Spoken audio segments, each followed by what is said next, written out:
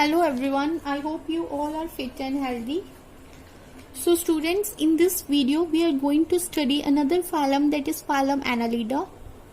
The animals under phylum Annelida, they are also known as segmented worms. So there is a very specific reason why they are known as segmented worms, since they have the segmentation present in their body. And their body is just like a worm, that is why they are known as segmented worms. And the term Annelida is derived from the term annulus, which means ring. As observed in earthworm, there are little rings present in the body. So the phylum Annelida is named so. Let us see the unique features. First of all, we will see where they are found. The animals, they under phylum Annelida, they may be terrestrial as well as aquatic. The example of terrestrial annelid is earthworm. You might have observed earthworm, I am sure. Then aquatic animals. So in freshwater as well as in salt water, sea water, that is marine water, the annelids are found. The example of freshwater annelid is leech, and that of marine annelid is nereis. Now let us know about their level of organization.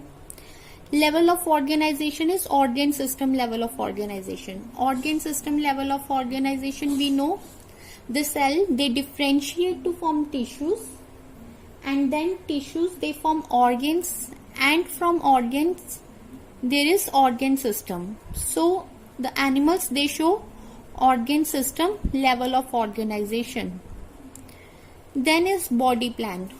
Body plan is tube within tube body plan.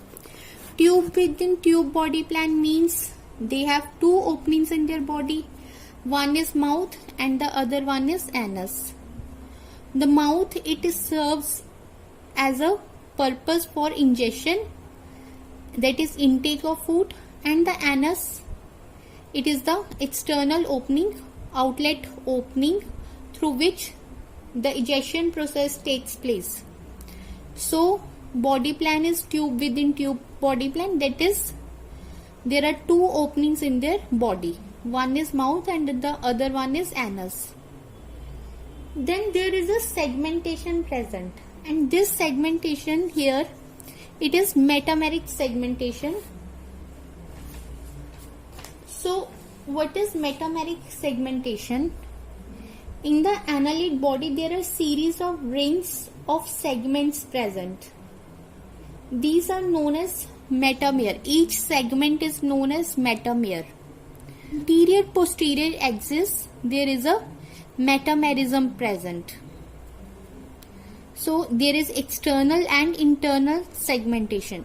Anterior means towards mouth and posterior position means towards anus. So from anterior to posterior side there is a segmentation present, and each segment is known as metamer. There is external and internal segmentation, means the body shows segments from outside and from inside. If we will cut the body, then also we may observe the different segments. Therefore both internal and external segmentation is present. Moreover, here is a true segmentation found. True segmentation, true metamerism, this means that the segmentation is also found in the embryonic form. Adult form में segmentation होगा ही, उसके अलावा जब embryonic form से ही segmentation start हो रहा है, then we may say it is a true segmentation. True segmentation means the segmentation is present in the embryonic form as well as in adult form. So up to now we have studied where they are present. They are present on land, they are present in water, then they have organ system level of organization, they show tube within tube body plan, and there is a metamerism present. Metamerism means their body shows segmentation both internally as well as externally. and there is a true segmentation present. True segmentation present means the segments, they are also found in their embryonic form. So the segments are formed. Then the another point is body wall. Their body is soft and they show dermomuscular body wall. Dermomuscular body wall means, first of all, their outer layer is made up of cuticle. The outer covering of their body is made up of cuticle, plus their body is thin as well as moist. So another thing, muscular body means in their body there are muscles present. So there are two types of muscles present. We will see.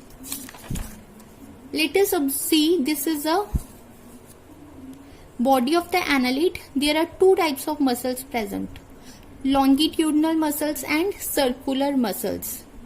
So these are the longitudinal muscles and there are circular muscles. So if the body of the annelid is just like this, let us observe, this is the annelid body. So there are muscles present like this.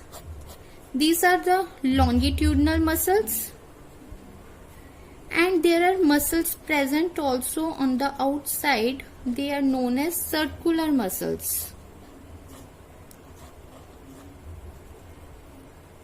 So they show dermomuscular body wall, that is their body is soft, outer layer is known as cuticle, their body is also moist, and in their body there are muscles present. Two types of muscles are there: outer known as circular muscles and the inner one known as longitudinal muscles. Hence this is also the important unique feature of the phylum Annelida. Then their body cavity shows true coelom. So true coelom is present. True coelom means their body cavity, that is coelom, it is lined on both the sides with mesodermal lining. So you might have observed the cavity. So let us see what type of cavity is present here.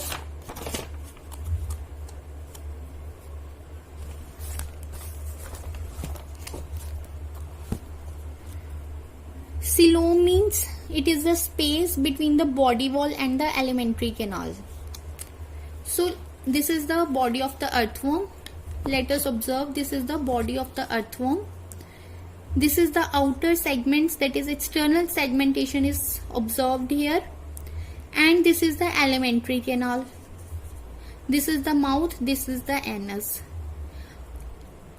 And the cavity, that is the space between the body wall and the alimentary canal, is known as coelom.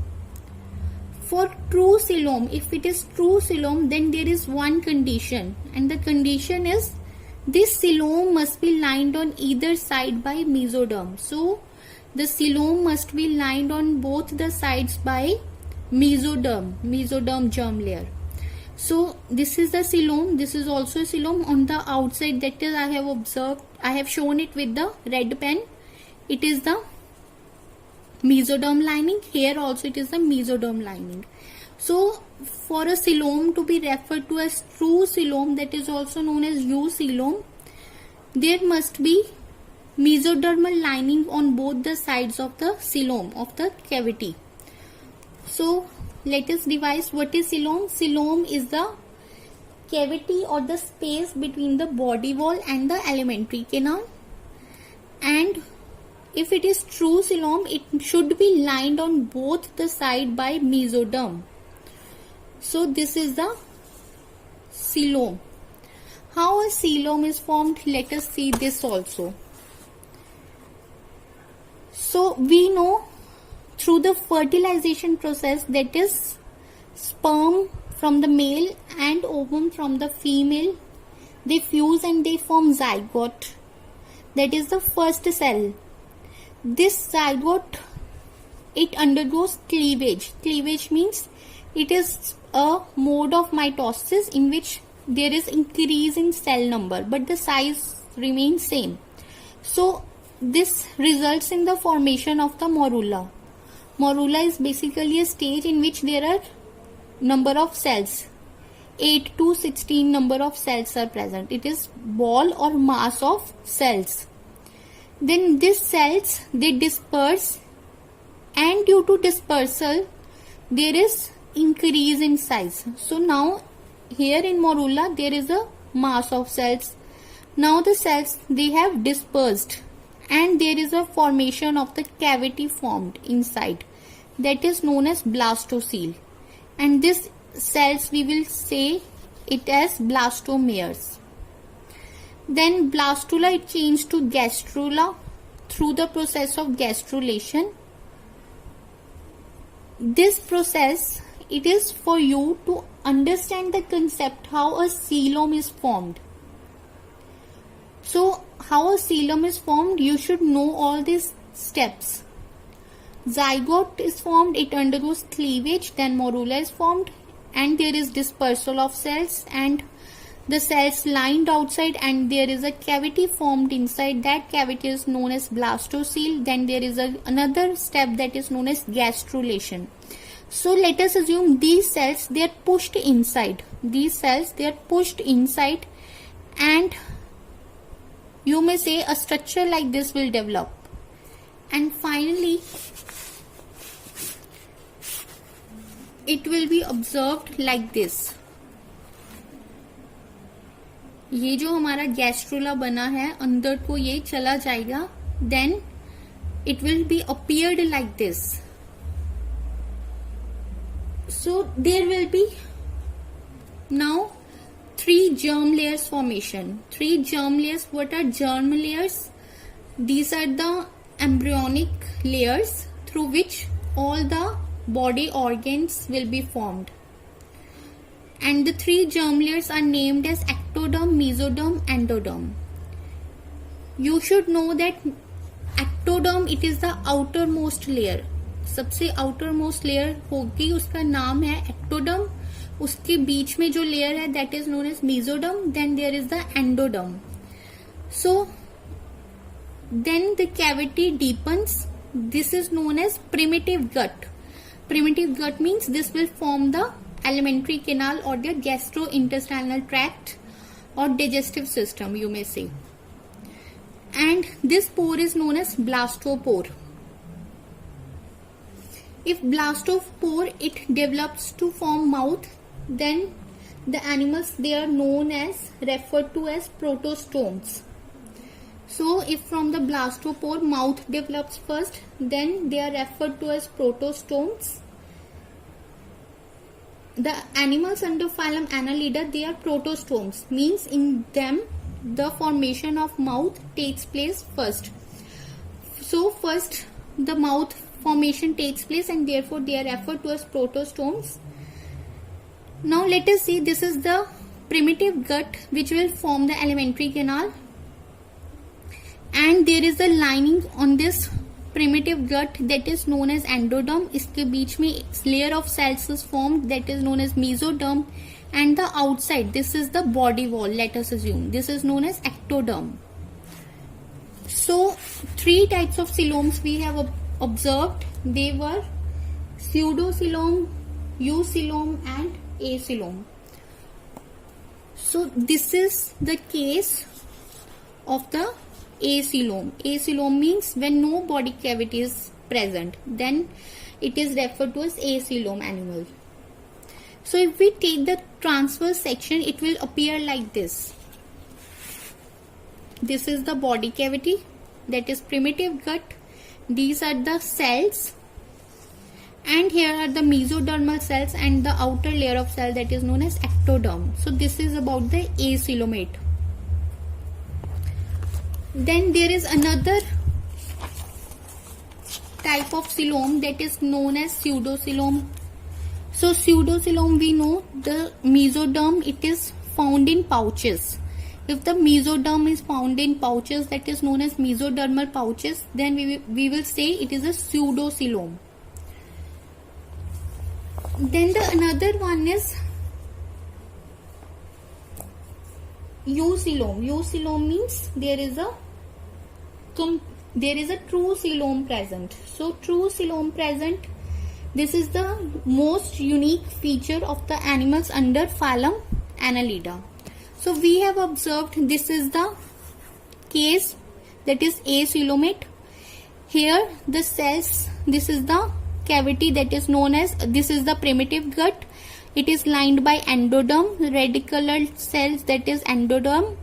Then there is a mesoderm, and in the mesoderm you are observing here pouches. They are known as schizocoelomic pouches. Now this coelom, it begins as splits within the solid mesodermal mass. ये जो हमारे पास, this is the gut, that is alimentary canal, उसके ऊपर जो cells and they are known as endoderm, and this is the mesoderm layer that I have shown with the pencil. Then there is a schizocoelomic pouch. Schizocoelomic pouch means this coelom, it has formed by the splitting of the mesodermal mass. Then the outer one is known as ectoderm. And finally what will happen, it will be appeared like this. This is the true coelom. This is the true coelom. So true coelom means this schizocoelomic pouches, they will join together. So you may see here, this is the primitive gut, it is lined with the endoderm. Then there is the mesodermal mass, then this is the cavity, then again mesodermal mass, then there is the ectoderm. So for a true coelom to be present, there should be two conditions. First one is, it must be formed between the body wall, that is the this outside line layer, and between the alimentary canal. This is the alimentary canal, and this should be lined with the mesodermal lining on both the sides. Mesoderm present होनी चाहिए दोनों sides पर. So this, then only it will be referred to as true coelom. So you may see here, it is a true coelom. It is fulfilling both the conditions, that is this cavity, that is eucoelom, on its both sides there is a mass of mesoderm cells, and this is formed between the body wall and the alimentary canal. So body cavity is true and schizocoelic coelom is there. So this is all for today. Take care everyone.